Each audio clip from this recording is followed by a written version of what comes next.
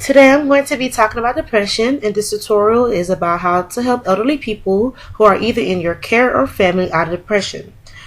Elderly people are at a high risk for depression and underserved by mental health profession have the highest rate of suicide in the country. But many seniors are resistant to treatment. Why? Because they do not want to burden their families or equate depression with weakness or even death. But there are many ways to stop depression from occurring or even stopping depression in its early stages before it becomes serious.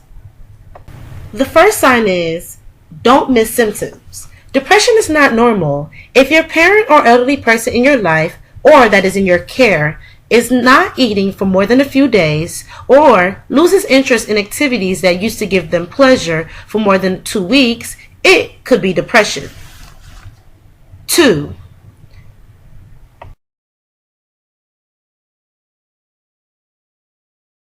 Adults often say I'm not sad or I'm not lonely because they do not want to burden the family or caregivers taking care of them. Instead, they show signs of distress by wringing their hands excessively, getting agitated or irritable, or having a difficult time sitting still.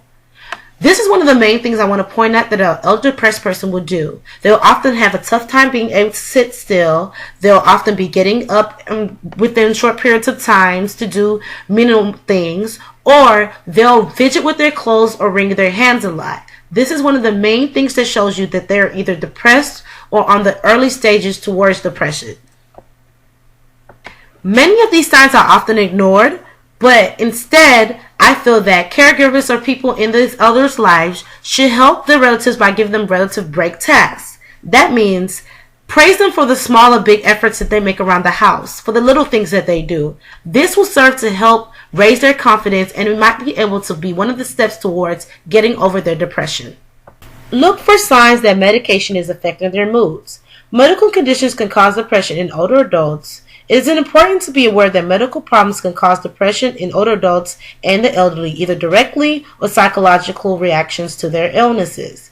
Any chronic medical condition, particularly if it's painful, disabling, or life-threatening, can lead to depression or make depression symptoms seem worse. Diseases include Parkinson's disease, stroke, heart disease, cancer, and diabetes.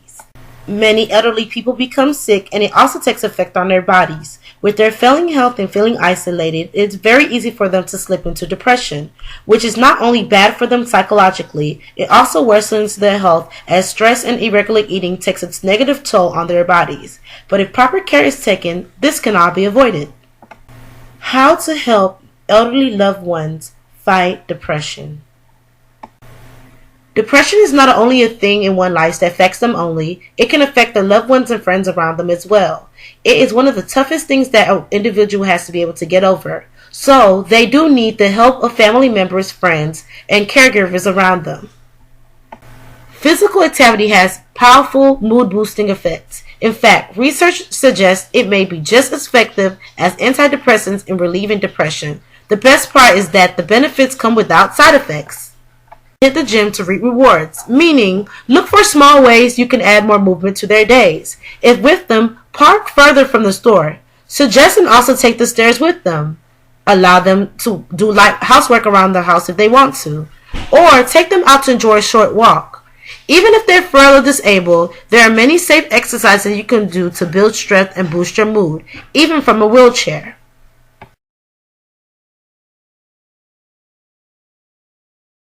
Don't take over their personal life. I really urge you not to try to do the things for them that they can do for themselves. Doing things for a depressed person is not helpful at all because it reinforces the perception that they are worthless and incapable of doing the everyday day tasks that they were once able to do.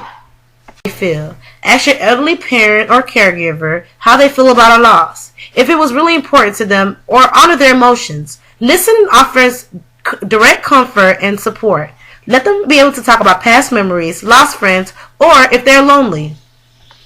Get enough sleep. When you do not get enough sleep, your depression symptoms can be worse. Make them aim for somewhere between 7 to 9 hours of sleep each night.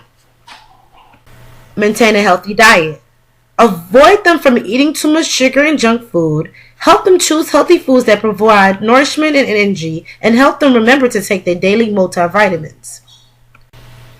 Help them participate in activities they will enjoy by helping them pursue activities or pastimes that used to bring joy into their lives.